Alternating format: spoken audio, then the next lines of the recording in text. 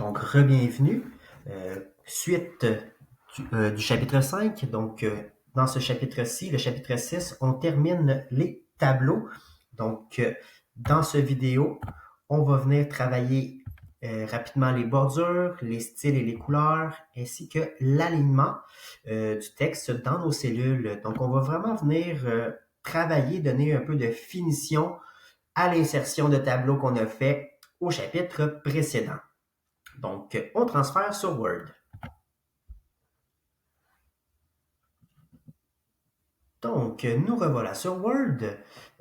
J'ai pris un peu d'avance. J'ai un tableau ici qui répertorie certains des grands chanteurs de la musique québécoise. Donc, comme vous pouvez voir, il y a vraiment juste le texte et le nombre de cellules, de lignes, de colonnes que j'ai besoin. Mais esthétiquement, on s'entend que ça laisse à désirer. C'est difficile à suivre, c'est difficile à lire. On voit pas bien les sections de chacune des personnes. Donc, lorsqu'on vient travailler un peu la finition de notre tableau, donc une des premières choses que je vais vous conseiller de faire, c'est vraiment de venir ajuster la taille des cellules. Donc, pour faire ça, on vient tout simplement cliquer dans l'une des cellules ou encore sur les quatre flèches pour sélectionner l'ensemble du tableau. On va se retrouver dans Disposition du tableau. C'est là qu'on a travaillé les insertions, les fusions et les fractions. Mais cette fois-ci, on va aller juste à côté, Taille des cellules. Donc, vous pouvez les définir manuellement, donc donner une mesure précise. Mais personnellement, pour le travail qui est à effectuer, les options qu'on voit juste ici, ajustement automatique, sont amplement suffisantes. Donc, je vais vous montrer les deux options. Donc, la première, c'est ajuster au contenu. Donc, ça va prendre en compte la grosseur du texte que vous avez dans chacune de vos cellules et va placer les lignes et les colonnes selon ce qui va faire en sorte que tout va bien se lire. Donc, on va voir l'effet que ça a sur mon tableau, ajuster au contenu. Donc, comme vous pouvez voir, au niveau de la longueur du tableau, ça a vraiment diminué. Tout est maintenant un peu plus lisible. Il n'y a pas de mots qui sont tronqués, c'est-à-dire coupés en plein milieu. Reste que tous les titres des colonnes et des lignes restent encore un peu difficiles à lire. On va aller voir l'autre option. Donc, on retourne dans Disposition, Ajustement, cette fois-ci, à la fenêtre. C'est-à-dire que ça va ajuster à la taille de votre papier. Donc, quand je clique sur Ajuster à la fenêtre, comme vous pouvez voir, c'est un petit peu plus large et chaque cellule est un petit peu plus longue. Donc, de largeur et de longueur, on est venu ajouter un petit peu plus. Donc, comme vous pouvez voir, ça rend déjà, le tableau respire déjà beaucoup mieux, mais il y a encore du travail à faire parce que c'est encore difficile à lire. Donc là, on va venir travailler dans l'onglet Création de tableau. Donc, juste à côté de Disposition, on va venir dans Création et c'est ici que vous allez pouvoir venir vraiment travailler et vraiment mettre à votre main votre tableau. On va se situer en premier lieu du côté des options de style. Donc, puisqu'on veut venir rajouter quelque chose là, pour bien voir les lignes et les colonnes, on va venir voir ici, je vais décocher toutes les options. Option de style de tableau, rien n'est coché. Et quand je m'en viens dans style de tableau, vous remarquerez que je peux choisir des couleurs, mais le tableau est assez monotone, c'est-à-dire qu'il n'y a pas de distinction entre les lignes de titre, les colonnes également. Donc, c'est juste pour donner un peu de couleur et un cadre à notre tableau. Maintenant, je vais venir rajouter les sections ici qui peuvent être pertinentes. Donc, ligne d'entête. Ça va faire en sorte que dans votre style de tableau que vous allez choisir, comme vous pouvez le remarquer, maintenant la ligne qui représente l'entête, qui représente le nom de chacune des colonnes, est ressortie, donc est beaucoup plus visible que le reste de mon tableau. Et ça, c'est pour l'ensemble des styles qui a été choisi. Donc ça, c'est pour ligne d'entête. On peut faire la même chose pour première colonne. Donc, comme vous pouvez voir, c'est cette fois-ci la première colonne qui ressort plus de mon tableau selon l'option qui est choisie. On peut faire la même chose avec la dernière colonne. Donc, comme vous pouvez voir ici, les styles vont changer pour mettre en relief les dernières colonnes de mon tableau. Donc, on peut venir après ça ajouter ligne à bande. Donc, ce que ça va faire dans les styles, ça va faire en sorte que chacune des lignes va avoir sa couleur en quelque sorte. Ça va faire une démarcation entre chacune des lignes de mon tableau. Je peux faire la même chose pour les colonnes. Donc, où cette fois-ci, c'est chacune des colonnes qui est mise de l'avant par rapport à sa colonne voisine. Évidemment, on peut venir cocher les deux options et là, on remarque que autant les lignes et les colonnes alternent.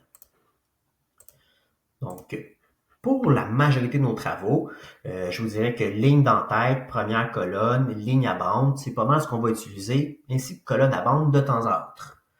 Donc, pour les besoins, je veux venir mettre en relief la première ligne, donc les colonnes ici, et la première colonne, c'est-à-dire chacune des lignes qui est ici. Donc, je vais venir choisir ligne d'entête et première colonne. Je vais venir regarder les styles qui me sont proposés. Donc, comme vous pouvez voir, il y a énormément de styles qui peuvent être proposés. Donc, tout ça est bien sûr modifiable si vous voulez jouer dedans. Mais pour les besoins, on va venir chercher quelque chose qui est assez bien au niveau visuel, qui va me permettre de voir un peu ce qu'on veut faire. Donc, j'ai choisi l'option qui était ici, qui s'appelle Tableau grille 5. Donc, vous pouvez voir les chanteurs et les colonnes sont mis en relief. Donc, sont beaucoup plus visibles les uns par rapport aux autres. Donc, comme vous pouvez voir, les lignes et les colonnes ont été mis de l'avant dans mon tableau, sont beaucoup plus visibles. Je vais changer pour une couleur un peu plus pâle, que ce soit un peu plus facile à lire.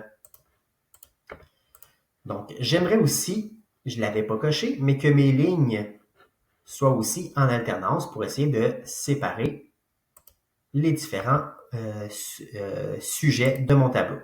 Donc, comme vous pouvez voir, la première ligne concerne Céline Dion est en bleu pâle, encore bleu pâle, et ainsi de suite. Donc, pour alterner, pour que ce soit un peu plus facile à suivre.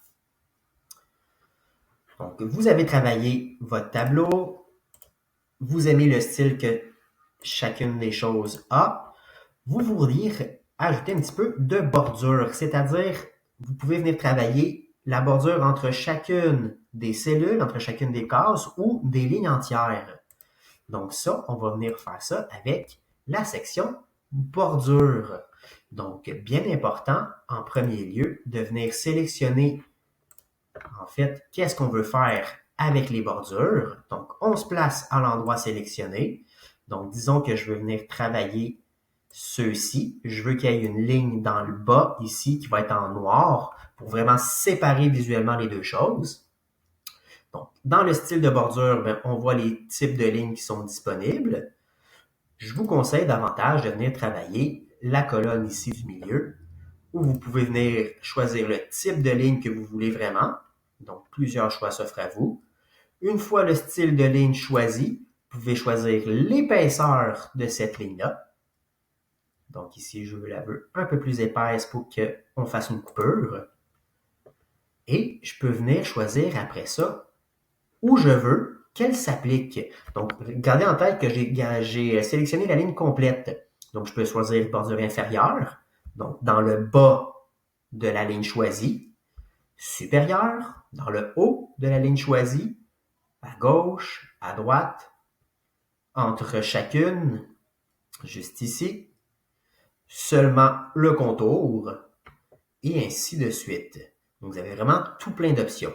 Dans le cas présent, je vais faire simplement une bordure inférieure, comme ça ici, qui est venue séparer les différentes zones de mon texte.